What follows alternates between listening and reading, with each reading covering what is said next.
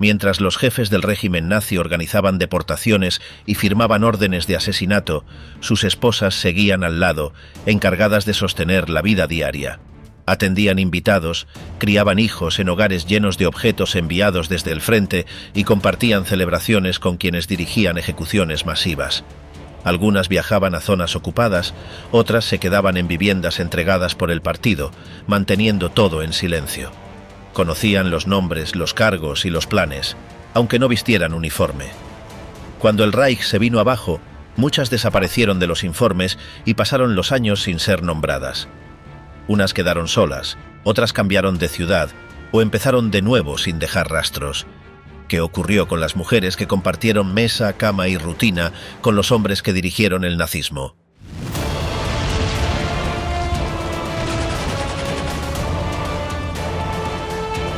La primera de ellas fue Gertrud Scholz-Klink. Llegó al mundo en febrero de 1902, cuando Alemania todavía enfrentaba las consecuencias de haber perdido la Gran Guerra. Se crió en un hogar modesto, donde desde pequeña le enseñaron a seguir normas y a cumplir con lo que le correspondía. En 1929, mientras las ideas radicales ganaban terreno en todo el país, tomó la decisión de afiliarse al Partido Nacional Socialista. Aunque la visión que se tenía de la mujer era muy limitada, su determinación le permitió avanzar dentro de la organización. Su ascenso fue rápido y en 1933 ya ocupaba el liderazgo de la agrupación femenina del partido. Desde esa posición promovió una imagen de la mujer centrada en la maternidad, la obediencia al régimen y el cuidado del hogar. Las reglas que se impusieron desde el poder cambiaron por completo el rumbo de muchas vidas. Algunas mujeres tuvieron que dejar sus empleos como médicas o abogadas para quedarse en la casa. Para ella, eso era una forma de triunfo ideológico. Cuando estalló el conflicto en 1939, comenzaron los conflictos con lo que había defendido. La falta de mano de obra obligó a que muchas mujeres regresaran a los talleres y a los campos, algo que iba en contra de lo que ella había impulsado. A pesar de eso, su postura se mantuvo firme. En diciembre de 1940 se casó con August Heismeyer, quien era un alto oficial de las SS. Entre los dos tenían 10 hijos de parejas anteriores. Su vivienda fue utilizada como ejemplo en los medios del régimen para mostrar el tipo de núcleo familiar que querían difundir. Con el paso del tiempo y el empeoramiento de la situación bélica, el panorama se volvió más difícil. En mayo de 1945, cuando las tropas aliadas estaban a punto de tomar Berlín, todo lo que conocía empezó a derrumbarse. El fin del régimen era inminente y el peligro crecía. Fue capturada por las fuerzas soviéticas y enviada a un campo de prisioneros. Sin embargo, logró escapar y se ocultó en Bebenhausen, donde recibió ayuda de miembros de la aristocracia local. Pasaron 3 años escondidos bajo nombres falsos para evitar ser reconocidos. Pero en febrero de 1948 la situación dio un giro. Fue arrestada y llevada ante la justicia por haber utilizado documentos falsificados y recibió una sentencia de 1 año y medio. Más adelante, el comité encargado de evaluar la responsabilidad dentro del antiguo régimen aumentó su condena a 2 años y medio y le prohibieron participar en actividades políticas. Al recuperar la libertad en 1953, optó por mantenerse fuera del foco público. Permaneció en Bebenhausen y evitó reaparecer, aunque su forma de pensar no cambió. En 1978 publicó un libro donde sostuvo su visión sobre el papel de la mujer bajo el régimen, reafirmando las mismas ideas que había defendido desde los años 30. Durante la década de 1980 dio algunas entrevistas en las que trató de explicar el papel de las mujeres en esa época. El 24 de marzo de 1999 falleció. Tenía 97 años. Otra de esas esposas fue Margarete Braun, conocida como Gretel. Vino al mundo en Múnich en 1915. Era la más joven de las 3 hermanas Braun, junto a Eva e Ilse. Su familia, de clase media y con costumbres tradicionales de Baviera, vivía en Ruhpolding, una zona de montaña en los Alpes bávaros. Su padre se llamaba Friedrich Braun y su madre Franziska Kronberger, que trabajaba como costurera. Cuando Hitler conocía a Eva Braun en el estudio del fotógrafo Heinrich Hoffmann, Gretel ya estaba empleada allí como ayudante. Hitler hizo que las dos hermanas tuvieran un apartamento en Múnich y con el tiempo se fueron instalando por temporadas en el Berghof y en Obersalzberg, donde estaba la casa de descanso del líder del régimen. Eva se convirtió en su compañera y Gretel aprovechó esa cercanía para llevar una vida con todas las comodidades. Ambas pasaban mucho tiempo juntas, gracias a los beneficios que recibían por parte de Hitler, especialmente en sitios como el Berghof, el lago Königssee y la caída de agua de Königsbach, que eran los paisajes donde él solía descansar.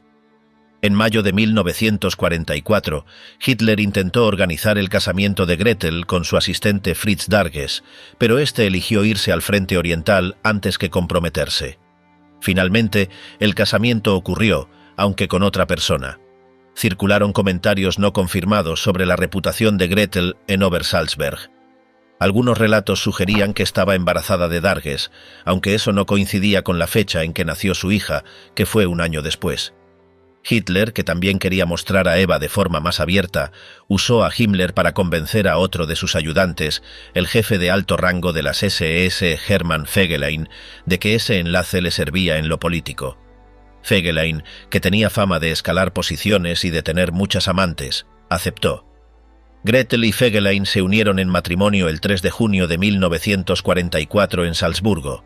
La celebración fue en el Berghof, con Himmler y Martin Bormann como testigos, y en ese evento Hitler mostró oficialmente a Eva Braun ante los invitados.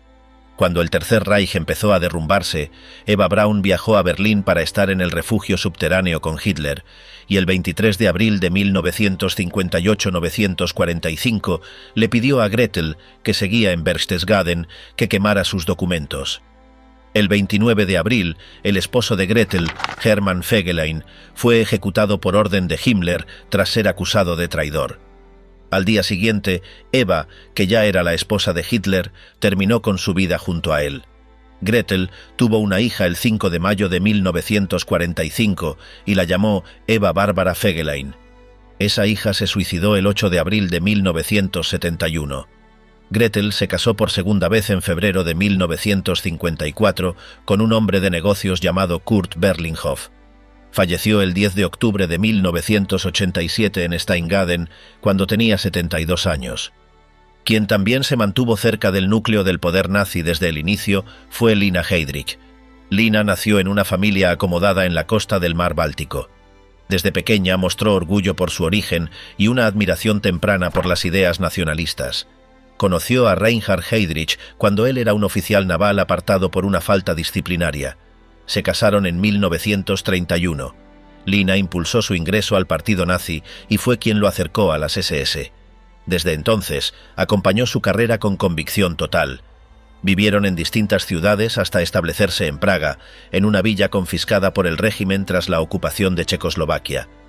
Lina se ocupaba del hogar con normas claras: niños bien educados, personal doméstico bajo vigilancia y una agenda social donde todo debía estar bajo control. No se permitían errores. Quería que la casa reflejara la jerarquía que su esposo representaba en el partido. Quienes la conocían hablaban de su carácter seco, su tono firme y su forma de caminar sin apuro. Tenía plena confianza en lo que Heydrich hacía. No cuestionaba los viajes, los cargos ni las funciones. Nunca pidió explicaciones.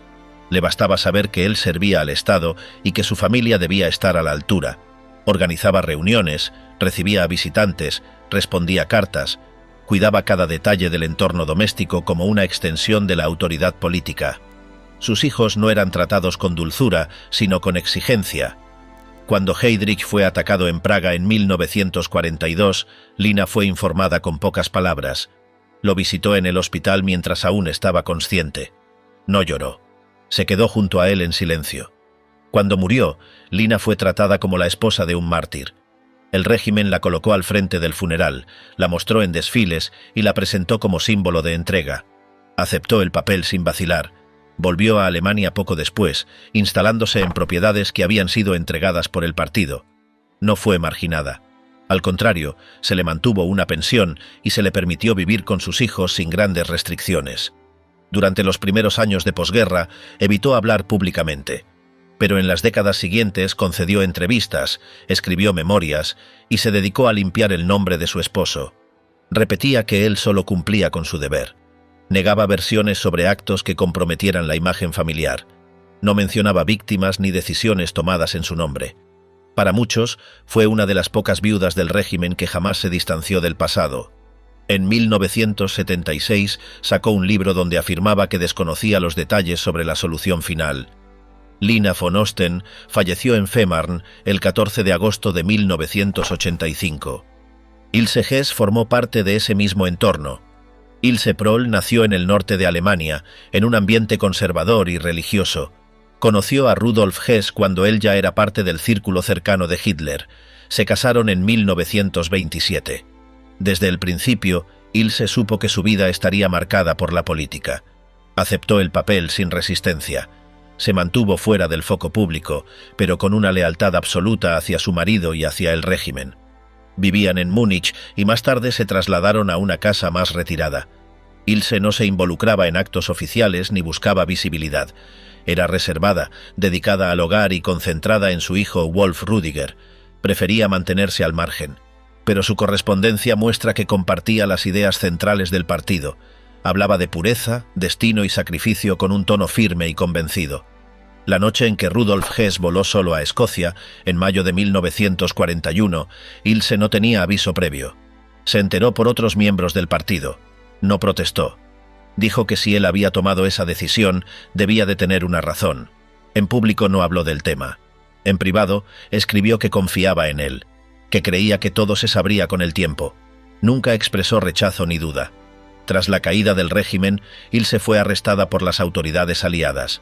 Pasó por interrogatorios y estuvo detenida durante un tiempo. No negó su relación ni sus creencias. En 1952 sacó un libro llamado Inglaterra, Nuremberg, Spandau. Un destino en cartas, editado por Drufel Verlag, una casa editorial cercana al nacionalismo alemán. Durante esos años mantuvo correspondencia con varias personas del círculo nazi, entre ellas Winifred Wagner, que también conservaba admiración por Hitler. Ilse Hess murió el 7 de septiembre de 1995, con 95 años, y fue sepultada al lado de su esposo en la ciudad de Wunsiedel, en Baviera. Otra de esas mujeres fue Hedwig. Hedwig Hoss nació el 3 de marzo de 1908 en Neukirch, en la zona del Auschwitz. Fue esposa de Rudolf Hoss, comandante del campo de concentración de Auschwitz. Era hija de Ostwald Richard Hensel y Lina Florendin Kremz. Tenía un hermano llamado Gerhard Fritz, que se dedicó a la pintura, y también una hermana. Se casó con Rudolf Hoss el 17 de agosto de 1929. Él había salido de prisión un año antes, tras haber cumplido casi 5 años por haber matado a un compañero del grupo paramilitar Rosbach. Aunque la pena era de 10 años por homicidio y lesiones, lo indultaron en julio de 1928. Ambos eran parte de la Liga Artaman, un grupo radical vinculado al movimiento juvenil nacionalsocialista que más adelante se uniría a las juventudes del partido en 1934. Cuando se casaron, Hedwig ya esperaba a su primer hijo, Klaus, que nació en una finca recién adquirida en Salentin, Pomerania. La pareja tuvo 5 hijos. En 1940 se mudaron a una vivienda que había pertenecido a un oficial polaco, terminada justo antes del inicio del conflicto. Vivieron allí durante 3 años, al lado de Auschwitz I. El jardín de esa casa daba directamente con el muro del campo.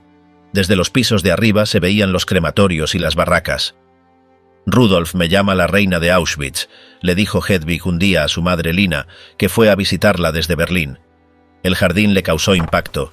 Hedwig había trabajado mucho en él, con ayuda de jardineros y paisajistas polacos que habían sido sacados del campo. Las cenizas de los cuerpos incinerados servían como abono.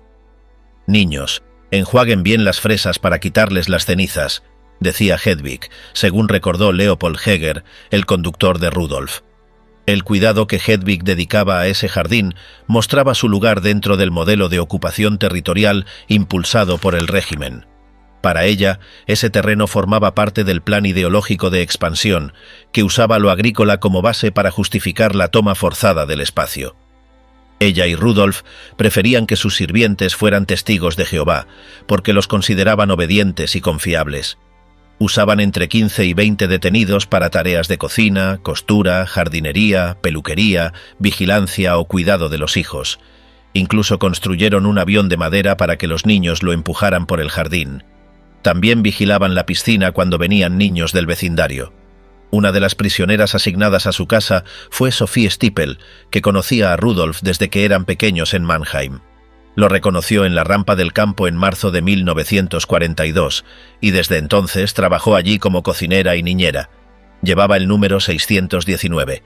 Durante el tiempo que vivieron en Auschwitz, Hedwig contrató a 2 costureras polacas para modificar ropa tomada de los cuerpos.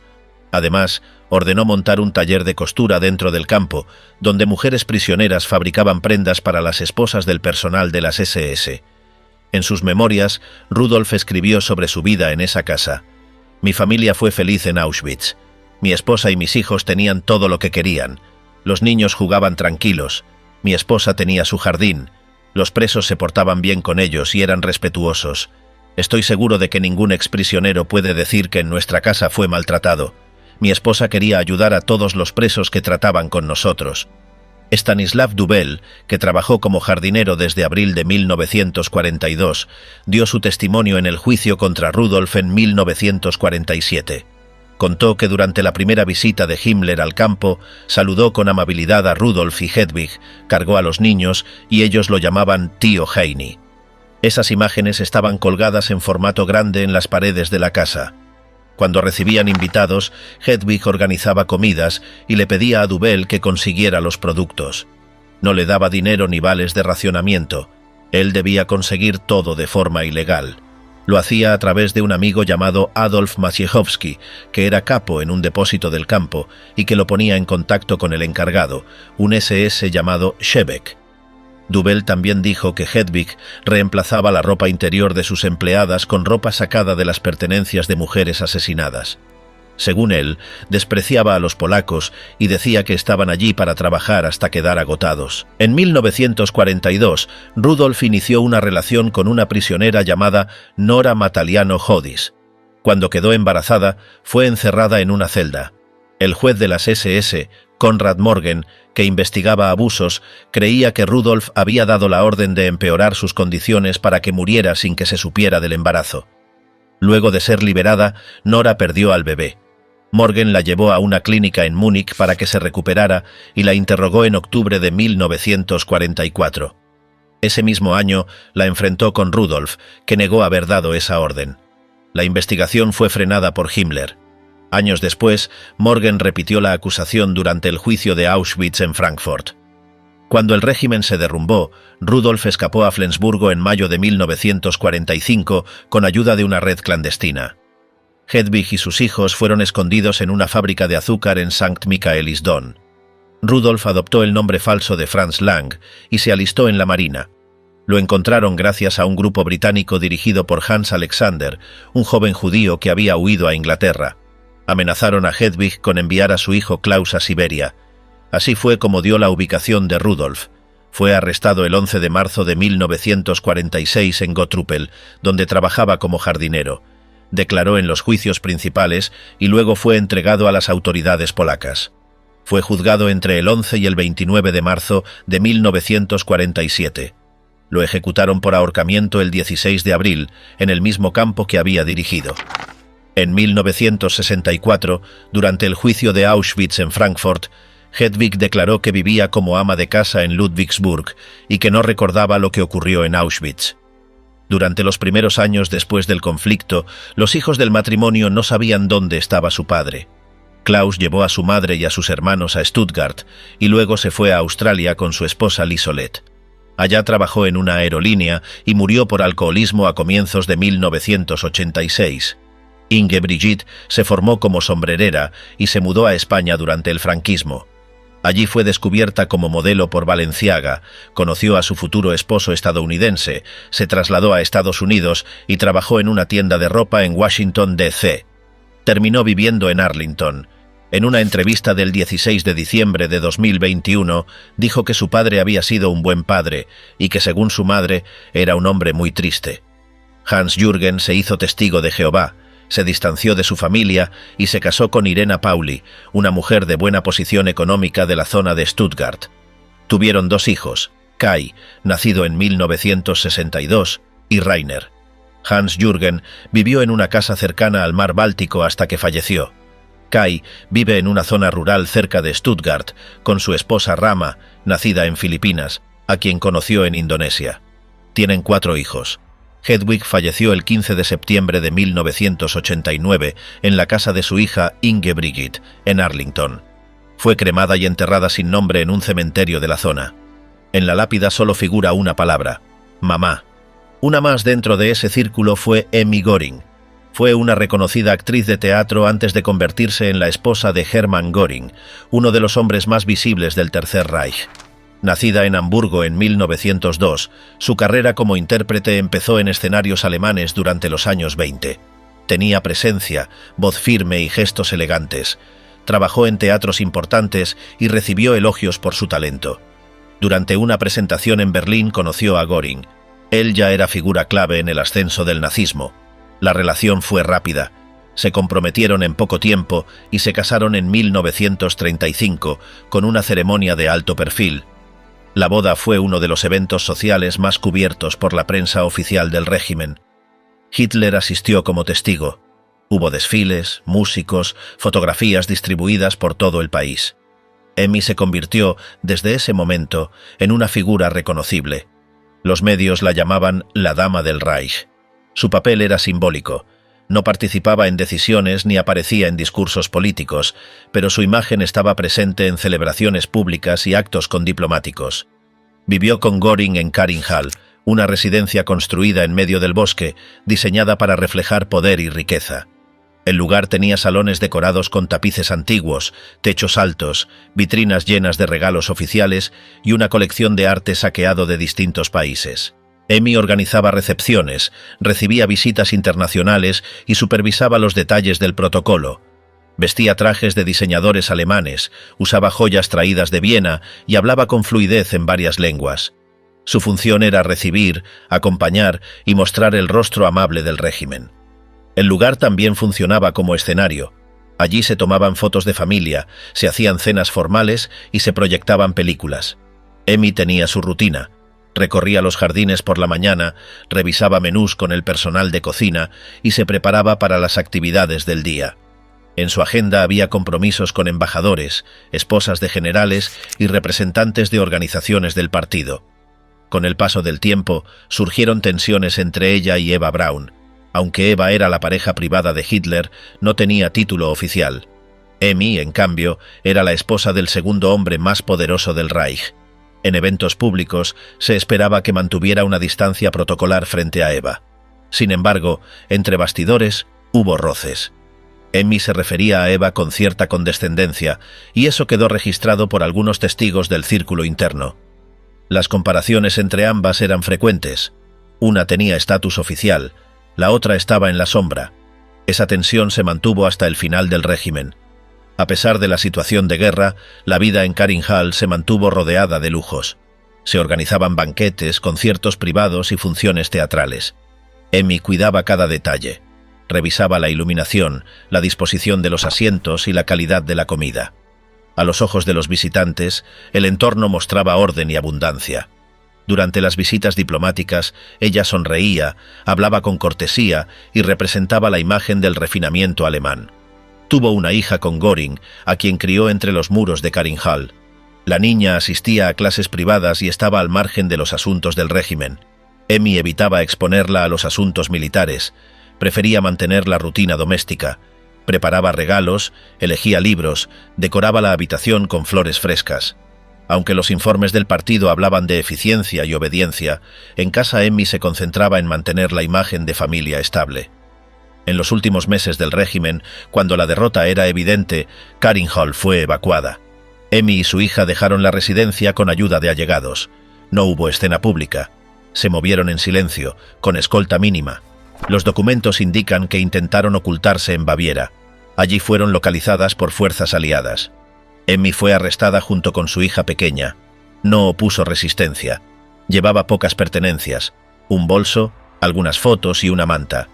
Fue trasladada a un campo de internamiento, donde permaneció durante varios meses. Durante el proceso de desnazificación, su nombre apareció en listas, pero no fue llevada a juicio formal. Declaró que su rol había sido únicamente social. Afirmó que no tenía conocimiento de crímenes ni acceso a información militar. Su testimonio se centró en su papel como madre y anfitriona. Las autoridades aceptaron esa versión y fue liberada bajo vigilancia. En los años 50, Amy reapareció en eventos locales. Dio algunas entrevistas en las que habló de su vida anterior sin entrar en detalles. Mencionó el teatro, sus recuerdos en Caring Hall y su esposo como una figura compleja. Nunca mostró remordimiento. Hablaba con calma, evitaba preguntas difíciles y se centraba en aspectos personales. Vivió en el anonimato relativo, sin regresar al escenario.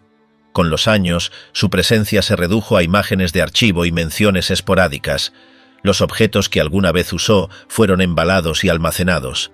Caring Hall, la residencia que simbolizaba el esplendor del poder, fue demolida antes de caer en manos aliadas. Hoy no queda rastro material del lugar. Solo sobreviven fotografías donde Amy aparece en salones amplios, con trajes formales y expresión contenida, brindando o entregando flores a los visitantes. Su trayectoria no tuvo rupturas abruptas ni escándalos públicos. Formó parte del régimen desde la comodidad del protocolo y se desvaneció con él, en silencio. Su hija adoptó otro nombre y dejó el país. Amy no volvió a figurar en actos ni aceptó entrevistas. Falleció en 1987. Otra figura fue Margaret Boden. Nació en Goncarsewo, cerca de Bromberg, cuando esa zona seguía bajo control del Imperio alemán.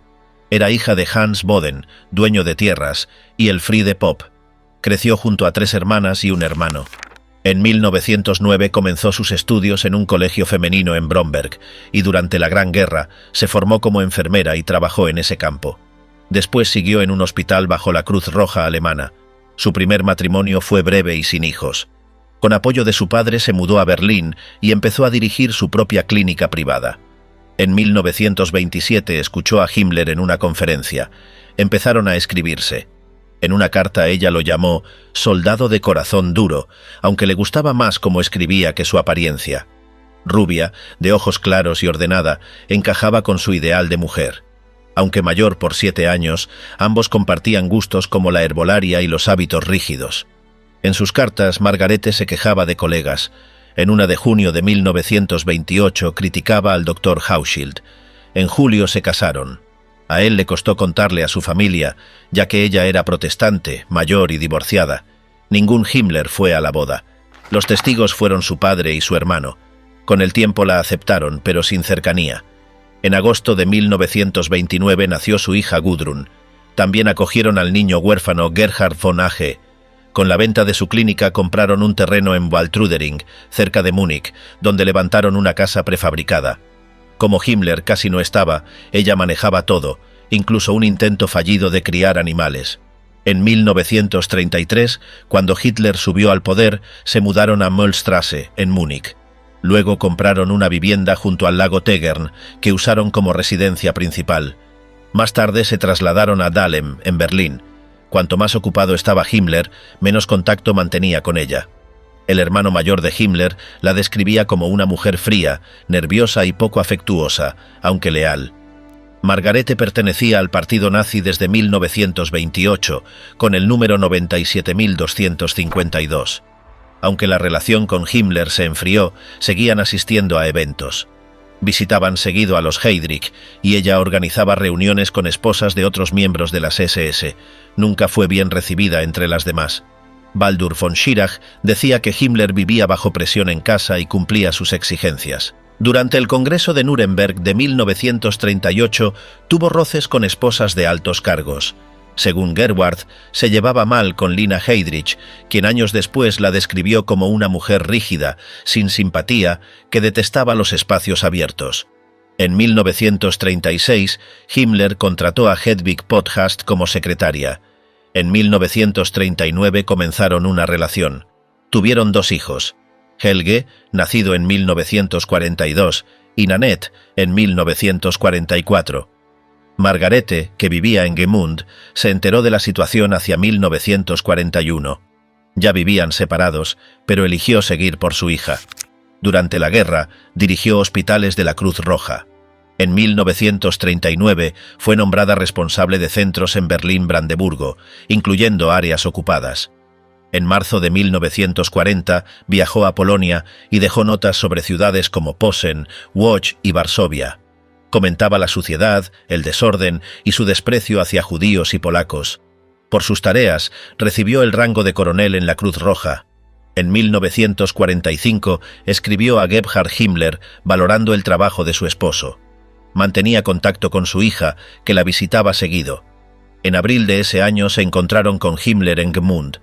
Cuando las tropas aliadas avanzaron, Margarete y Gudrun escaparon. En mayo fueron capturadas en Bolzano, Italia. Las trasladaron a varios campos en Francia, Italia y Alemania. Fue interrogada, pero no dio información útil. Siempre decía que solo veía lo que ocurría a su alrededor. En septiembre de 1945 fue interrogada en Nuremberg y llevada con su hija al campo de Flak-Kaserne Ludwigsburg. Las dejaron libres en noviembre de 1946. Luego se refugiaron en Bethel, Bielefeld. Su presencia causó polémica. En 1947, el diario New York Tribune publicó una nota sobre su situación actual. En 1948 fue considerada infractora menor dentro del proceso de desnazificación, categoría 3. En 1950 contrató a un abogado para apelar. Alegó que su afiliación era simbólica y que su cargo era por experiencia previa en enfermería. Negó haber tenido poder político. El tribunal de Detmold opinó que había respaldado al régimen y las decisiones de Himmler. Su defensa insistió en que se le juzgaba solo por haber sido su esposa. En marzo de 1951 fue reclasificada como simpatizante pasiva, categoría 4. Aunque no fue responsabilizada por los crímenes, se concluyó que ella y su hija vivieron con privilegios. Por eso, Hans Ehard, primer ministro de Baviera, pidió revisar el caso en la zona británica. El foco fue la propiedad en Gmund. El 15 de enero de 1953 se resolvió que Margarete había sido beneficiada por el régimen. Se la ubicó en la categoría 2, asignada a personas activas o favorecidas. Le impusieron 30 días de trabajo forzado, pérdida del voto y de su pensión. En 1952, Gudrun dejó Bethel. En 1955, Margarete se mudó a Hippen, donde vivió con su hermana Lidia y Gerhard. Después volvió a Múnich y vivió con su hija, quien siempre defendió a su padre. Peter Longerich escribió que probablemente desconocía los detalles ocultos del régimen, pero sus declaraciones mostraban firmeza ideológica. Jürgen Matthäus la describió como una mujer con convicciones nazis y actitudes antisemitas. No estuvo ligada directamente a los crímenes, pero se benefició del sistema. En sus últimos años evitó cualquier exposición pública. Vivió en silencio con Gudrun en Múnich. Falleció en 1967, con 74 años. Su muerte pasó sin menciones. Su vida quedó atada al nombre del hombre con quien compartió su historia.